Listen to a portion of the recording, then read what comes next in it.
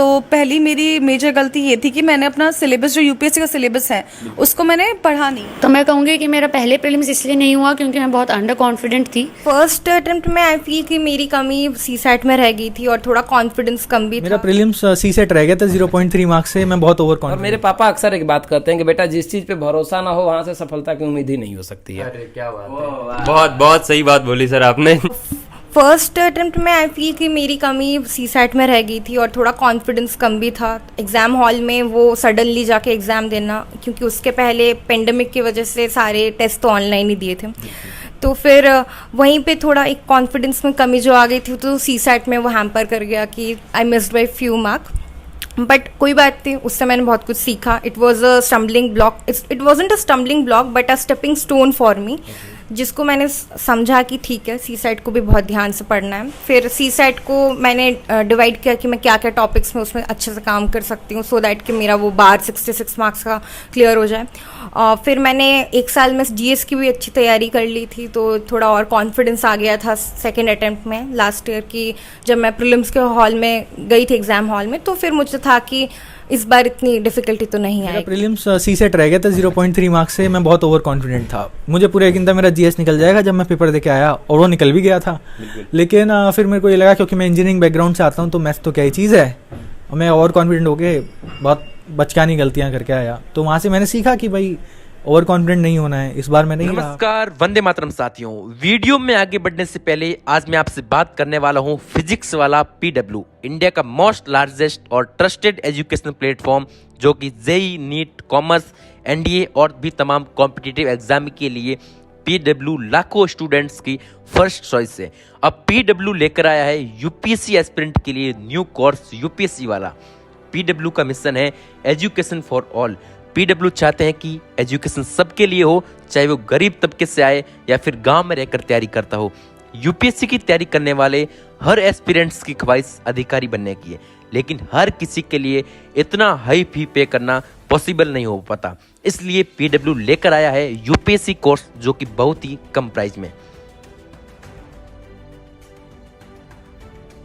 यहाँ हर UPSC batch में मिलेगा करंट अफेयर्स, आपको सब क्लासेस मिलेगी, टॉपिक्स वाइज पीडीएफ नोट्स मिलेंगे, और साथ ही साथ अप टू 10 एमसीक्यू मिलेंगे, मॉडल आंसर मिलेंगे, batch oriented classes free for all, weekly test मिलेगा, फ्री और मेंस की मैगजीन मिलेगी, स्लाइड्स इन पीडीएफ फॉर्मेट, और साथ ही साथ सीसेट की भी तैयारी आपको एकदम फ्री में करवाई जाएगी, कोई एक्स्ट्रा चार्जेस नहीं लगेगा। अगर आप 2023 में अटेम्प्ट्स देने जा रहे हैं तो पीडब्ल्यू लेकर आया है prelims focus batch 2023 for just 3499, और इस बैच में आपको सीसेट का कंप्लीट कोर्स मिलेगा, एक्स्ट्रा चार्जेस नहीं लगेगा। और साथ ही साथ ये बैच आपको हेल्प करेगा शॉर्ट टाइम पे किस प्रकार सिलेबस को कवर किया जाए। इसमें आपको टेस्ट सीरीज भी मिलेगी, रिवीजन बुकलेट मिलेगी, पीवाईक्यू एनालिसिस और डाउट सेशन। कितना शानदार मौका है, तो इस मौके को गवाइए मत। और साथ ही साथ 3499 के बाद इसमें आपको अगर मेरा कोड यूज करते हैं तो आपको 500 रुपये का और डिस्काउंट मिल जाएगा। इस सुनहरे मौके को गवाइए मत, आज ही सब्सक्रिप्शन लीजिए और अपनी यूपीएससी की जर्नी को शानदार बनाइए। अगर आपके ऑप्शनल सब्जेक्ट बहुत ही वीक है, मजबूत बनाना चाहते हैं, तो पीडब्ल्यू के साथ जुड़कर अपनी तैयारी को मजबूत बना सकते हैं। पीडब्ल्यू का एक यूट्यूब चैनल है यूपीएससी वाला, जहां पर आपको बहुत ही बेहतरीन कंटेंट मिलेगा, स्ट्रेटजी के लिए अपनी डेली करंट अफेयर्स मिलेगा, इंटरव्यू विद टॉपर्स और भी तमाम आपको यहाँ पे कंटेंट मिलेगा। तो दोस्तों देरी किस बात की, आज ही सब्सक्रिप्शन लीजिए और अपनी यूपीएससी की जर्नी को शानदार, वजनदार और जानदार बनाइए। और हाँ, मेरा कूपन कोड अगर आप यूज करते हैं तो आपको 500 रुपये का और डिस्काउंट मिल जाएगा। कितना सुनहरा मौका है, तो डिस्क्रिप्शन में जाइए और आज ही सब्सक्रिप्शन लीजिए। धन्यवाद।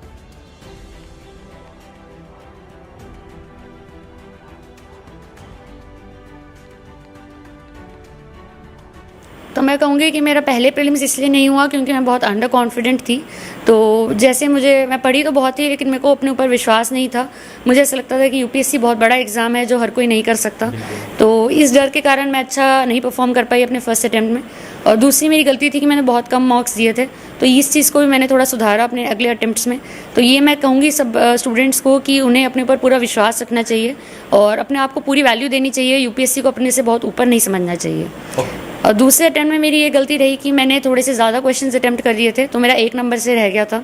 तो अगले अटेम्प्ट में मैंने कोशिश करी कि जो मेरी एक्यूरेसी अगर अच्छी है तो मैंने उस पर ज़्यादा फोकस करा। नेचुरली थोड़ा एलिमिनेशन तो करना ही पड़ता है क्योंकि 30 से 40 क्वेश्चन ही आते होते हैं, बट उसके अलावा मैंने 80 क्वेश्चन ही अटैम्प्ट करे।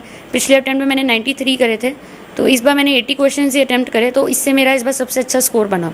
तो ये चीज़ है कि स्टूडेंट्स को अपना एनालाइज करना चाहिए मॉक्स देकर कि वो कितने ऑप्टिमम क्वेश्चन अटैम्प्ट करें ताकि उनके सबसे अच्छे ना मार्क्स आ पाए। फर्स्ट अटैम्प्ट में मैंने काफ़ी सारी गलतियां करी थी। तो पहली मेरी मेजर गलती ये थी कि मैंने अपना सिलेबस, जो यूपीएससी का सिलेबस है, उसको मैंने पढ़ा नहीं। मतलब मैंने उसको बहुत लाइटली ले लिया कि ठीक है मैंने पढ़ लिया है, बट जिस तरह से उसको पढ़ते हैं एक एक टर्म आपको पता होनी चाहिए कि सिलेबस में सब कुछ रिलेटेड होता है, सारे सब्जेक्ट्स।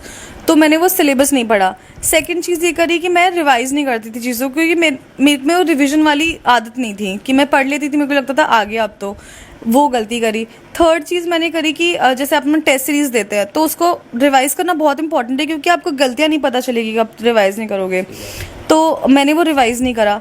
फिर चौथी चीज़ कि आपने जो पास्ट ईयर पेपर्स होते हैं उसको मैंने डिलीजेंटली नहीं किया। मतलब कुछ सालों के किया, कुछ सालों के नहीं किया, और फिर जब मैं करती तब भी उनको सीरियसली नहीं करती थी।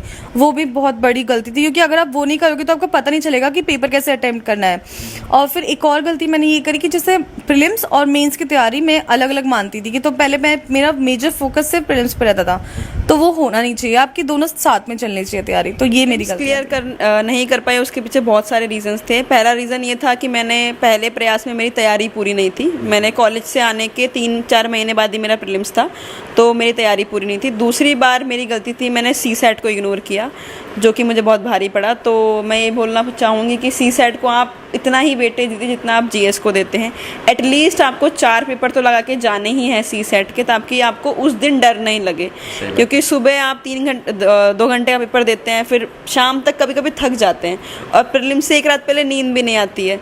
तो जब तक सीसैट पेपर देते हो तब तक दिमाग बहुत थक जाता है। इसीलिए प्रैक्टिस बहुत ज़रूरी है। और अगर आप प्रैक्टिस करके एक सेफ नंबर में रहेंगे, नंबर ऑफ अटेम्प्ट्स में, और कितना आपका मार्जिन रहता है कट ऑफ से, तो आपको आराम से सीसैट क्लियर हो सकता है। तो मेरा 2-3 चीज़ें यही थी कि मैंने जीएस पे अपना सिलेबस पे ध्यान दिया, पीवाईक्यू पे ध्यान दिया, और सीसैट के लिए प्रैक्टिस की। देखिए, कुछ बेसिक गलतियां हैं जिनको हम लोगों ने भी किया, लेकिन आगे जाके एक्सपीरियंस ने बताया कि इन गलतियों को यदि सुधारा जा सकता था तो शायद और बेहतर किया जा सकता था। तो उसमें सबसे बड़ी पहली गलती होती है कि मटेरियल्स की भीड़ जुटाना। हम किसी एक मटेरियल पर भरोसा नहीं करते हैं। और मेरे पापा अक्सर एक बात कहते हैं कि बेटा, जिस चीज पे भरोसा ना हो वहां से सफलता की उम्मीद ही नहीं हो सकती है। अरे क्या बात है, बहुत बहुत सही बात बोली सर आपने। जहाँ चाहे जिस टीचर से हम पढ़ते हैं उस टीचर पे हमें भरोसा करना होगा। हम जब बुक पढ़ते हैं तो एटलीस्ट उस बुक पे भरोसा करें, क्योंकि भरोसा ही तो वो उम्मीद है, वो नाव है जिसके सहारे हम किसी नदी की इस किनारे से उस किनारे जाने वाले हैं। तो सबसे पहले अपने मटेरियल्स को कंसाइज करिए और go through quality, not for quantity. बिल्कुल एक लिमिटेड नोट्स हो, उसका बार बार रिवीजन हो। दूसरी सबसे बड़ी गलती होती है कि हम इस उम्मीद में आंसर नहीं लिखते हैं कि वन डे विल कम, मैं सीधे यूपीएससी में एक मॉडल उत्तर लिखूंगा। ऐसा कभी हो ही नहीं पाता सर। प्रैक्टिस इसी बहुत उम्मीद में कहीं ना तो कहीं हम धीरे धीरे जो एक टाइम बिल्डिंग समय होता है, जो अपने मटेरियल के कारण, जो अपने समय में हमें सबसे पास जो समय होता है कि आंसर राइटिंग के स्ट्रेंथ को डेवलप करें, उस समय हम इसको छोड़ देते हैं और अनावश्यक किताबों को पढ़ के ज्ञान लेने में पड़ जाते हैं। और ज़रूरत, क्योंकि 150 शब्द है तो हमें ज़्यादा ज्ञान की है नहीं, हमें लिखने की ज़रूरत है कि कैसे हम ज़्यादा चीज़ को कम में लिख पाएं। तो मेरा मानना है कि जो भी लिखें, लिखते रहिए। लिखना ही इसमें सफलता की सबसे बड़ा शर्त है। तीसरा सबसे बड़ा जो अपने दोस्तों को कहेंगे, पेपर अवॉइड करना। आज हमारे देश में एक थोड़ा कहीं ना तो कहीं हम देख रहे हैं कि इतना ऑनलाइन क्रेज बढ़ चुका है कोचिंग का कि सब लोग सीधे बनी बनाए परोसे हुए खाना खाना चाहते हैं, कोई भी पेपर पढ़ना नहीं चाहता है। और पेपर और मैगजीन में अंतर क्या होता है, एक छोटे से उदाहरण के माध्यम से समझा दे रहे हैं कि जैसे समझिएगा, अभी ऑकस और क्वाड पे डिबेट चल रहा है, बार बार कि ऑकस आ गया कि क्वाड आ गया है। एक लड़का जो अखबार पढ़ता है वो कम से कम 1 महीने में 15 दिन इन दोनों पे डिबेट पढ़ा। तो 1 महीना होते होते लगभग सारे पक्ष उसके सामने आ गए कई एंगल से।